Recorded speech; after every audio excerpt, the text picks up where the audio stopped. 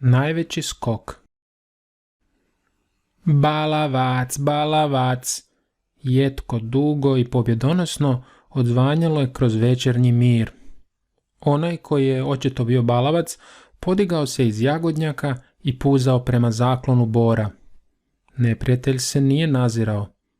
Umjesto toga čulo se ponovno i izazovno: balavac, balavac. Na to onaj u jagodnjaku pobjesni od ljutine. Pokaži se, kukavico, vikao je. Pokaži se i reci to još jednom ako se usuđuješ. Okrugla glava odjednom se pojavila velikom brzinom između gustog lišća jablana što je rastao ispred bora. Ako se usuđujem, odvrati okruglo glavi i pljune preko ograde. Ako se usuđujem, balavac. Selom se munjevito razglasilo. Albin i Stig su ponovno počeli. Nakon nekoliko trenutaka stajali su njih dvojica na putu, a svi dječaci iz sela okupiše se tu u napetom iščekivanju. Da, Albin i Stig su ponovno započeli. Činili su to svake večeri, činili su to uvijek otkad su se ljudi sjećali. Među njima je trajalo suparništvo već čitavih 9 godina, to znači sve otkako su Albin i Stig ležali u kolijevci. Zamisli, Stig je već dobio prvi zub, rekla je Stigova mama ponosno Albinovoj mami, kad je dječacima bilo 6 mjeseci. Albinova majka je otišla kući i ugurala kažiprst u Albinova usta. Opipala je samo malenu, meku, bezubu čeljust. Zamisli, Stig već može stajati, samo ako ima za što da se drži, reče Stigova mama Albinovoj nekoliko mjeseci kasnije. Albinova majka ode kući, izvuče Albina iz kolijevke i postavi ga pokraj kuhinskog ležaja. Albinove male, nesigurne noge saviše se i on pade s vriskom na pod. Zamisli, Stig već hoda, mogao bi stupati, reče Stigova majka nekoliko mjeseci nakon toga. Tada je Albinova majka odvezla svoga dječaka liječniku da čuje što to kod njenog Albina nije kako treba. Naravno, Albin je bio sasvim zdrav. Sva djeca ne prohodaju istovremeno, reče liječnik. Ali došla su i bolja vremena za Albinovu majku. Zamisli, Albin može izgovoriti meteorološki izvještaj, premda mu nije više od 2 godine, reče ona Stigovoj majci. Stigova mama ode kući, uperi pogled u Stiga i reče nestrpljivo: reci meteorološki izvještaj. Da, odgovori Stig. To je trebalo značiti djed i nije baš sličilo na nešto kao što je meteorološki izvještaj. S vremenom su Albin i Stig postali školski drugovi i sjedili u istoj školskoj klupi. Zapravo su njih dvojica mogli biti najbolji prijatelji, ali od prijateljstva nije moglo biti ništa kad su neprestano mislili na to tko će od njih dvojice biti bolji ili tko će biti lošiji. Bio je to naporan život, jer ako je učiteljica napisala odličan u Albinovu bilježnicu iz matematike, bjesnio je Stig kao lav, sjedio kod kuće i računao dok mu oči nisu počele gledati ukriž. A ako je Stig bio dobar na satu tjelesnog odgoja, što je značilo da hoda na rukama oko čitavog školskog dvorišta, Albin je tada vježbao čitavo poslijepodne kod kuće u dvorištu da bi mogao izvesti ovo umijeće. Evo zbog čega je Albin sada sjedio pod jablanom i vikao Stigu balavac. Stig je toga dana pobjedio Albina u skoku uvis i bio bolji za čitavih 5 cm.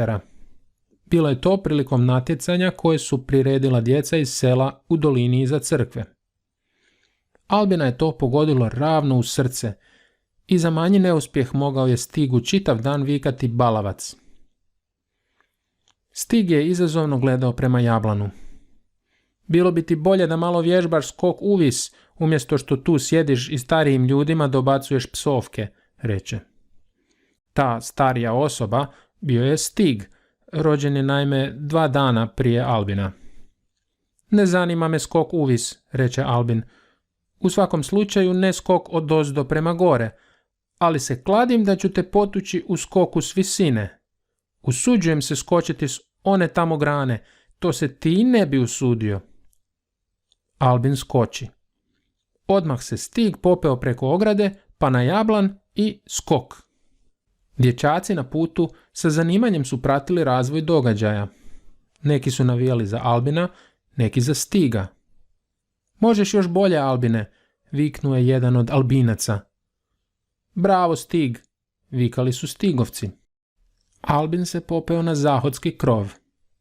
Odavde ću skočiti, viknuo je Stigu. I skočio. Stig je prezrivo otpuhnuo. Sa zahodskog krova mogao sam skakati već sa svoje 2 godine, tvrdio je i nastavio. Skočit ću s najviše ispiljene daske, gore kod motorne pile. Svi dječaci približili su se mjestu skoka i oduševljeno gledali kako se Stig penje prema dasci. Albin je razmišljao, što li sad da smislim? Skočit ću s mosta, doviknu, no glas mu nije zvučao sasvim sigurno. Bravo, Albine, uzvikivali su Albinci. Svi dječaci odoše do mosta da vide kako Albin skače. Hajde, Stig, i ti, navijali su Stigovci. Stig proguta slinu. Nije bilo ugodno skakati s visokog mosta. Što bi moglo biti još strašnije, razmišljao je i doviknuo. Mogu skočiti s krova drvarnice, s najvišeg mjesta na krovu. Dečko je nepobjediv, navijali su Stigovci. Stig je donio ljestve i popeo se na krov drvarnice. Pogledao je dolje. Izgledalo je zastrašujuće. Ha, ne usuđuješ se, kukavico, rugao se Albin. Stig je skočio. Za trenutak je ostao ležati sasvim mirno kako bi sve u njemu leglo na svoje mjesto. Sada je Albin bio sasvim izvan sebe. Mora u nečemu biti najbolji, mora pobijediti onoga koji ga je potukao za čitavih 5 centimetara u skoku uvis. Prije podne je kišilo i baš kad je Albin stajao pokraj drvarnice pojavila se neka glista, kišna glista. Albinu pade na pamet ideja. Mogu pojesti glistu, reče. To se ti ne bi usudio. U trenu Albin proguta glistu. Bravo, Albine, vikali su Albinci. I Stig može pojesti glistu, odgovorili su Stigovci i počeli tražiti gliste za Stiga. Stig je problijedio. Vidjelo se na njemu da mu gliste baš nisu omiljena hrana, ali njegovi pristalice brzo su došle noseći glistu koju su našli ispod kamena. Ne usuđuješ se, kukavico, doviknuo je Albin. Tada Stig proguta glistu i za tren nestane iza jednog drveta. Onda se polako opet pojavi s nadmoćnim izrazom na licu. Pojesti glistu može svaki balavac, reče. Ali ja sam skočio s krova drvarnice, tu me ne možeš pobijediti. Zar ne mogu? Upita Albin izazovno. Sigurni smo da može, vikali su Albinci. Sigurno ne može, govorili su Stigovci. Skočit ću sa stajskog krova, reče Albin. Sav se naježio izgovorivši ove riječi. Bravo, Albine, povikaše Albinci. To se on nikada neće usuditi, tvrdili su Stigovci. Ljestve su dovučene do staje. Za svaki slučaj izabrali su onu stranu zgrade koja se nije mogla vidjeti iz obližnjih kuća. Moglo bi se dogoditi da se Stigovoj ili Albinovoj mami baš ne bi svidjela ova vrsta natjecanja. Albin se drhtavim nogama uspinjao ljestvama. Stajao je na stajskom krovu i gledao u dubinu. Kako su dječaci izgledali mali tamo dolje. Sada će skočiti. To je bilo strašno. Zadržao je dah i želio da mu se noge podignu same od sebe. Ali nisu. Ne usuđuje se, vikali su Stigovci pobjedonosno. Pokaži mu ti, Stig, a on će tamo i dalje stajati u svojoj sramoti, nagovarali su. Pa to baš nije bilo ono što je Stig namjeravao. On je već skočio s krova drvarnice, zar to nije bilo sasvim dovoljno? Ni Stig se ne usuđuje, uzvikivali su Albinci i govorili. Krov drvarnice nije ništa za Albina, on bi odatle mogao skočiti 1000 puta, zar nije tako, Albine?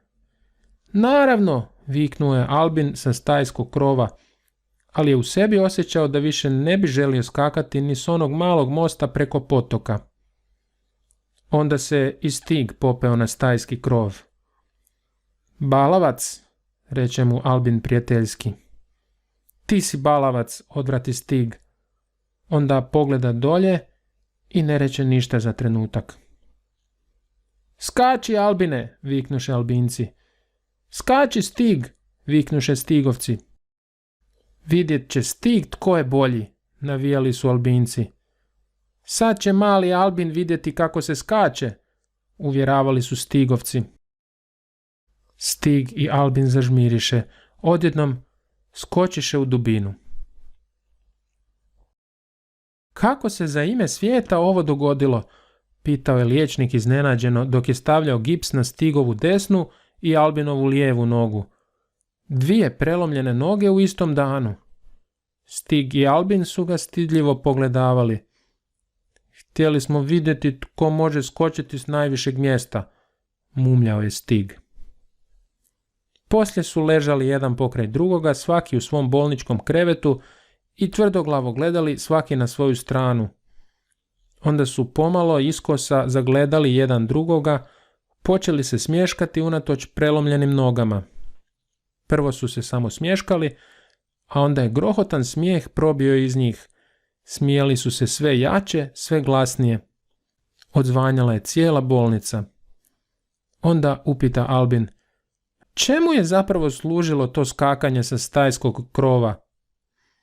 Stig se grohotom smijao i jedva je mogao sročiti. Ti, Albine, zašto smo nas dvojica pojeli one gliste?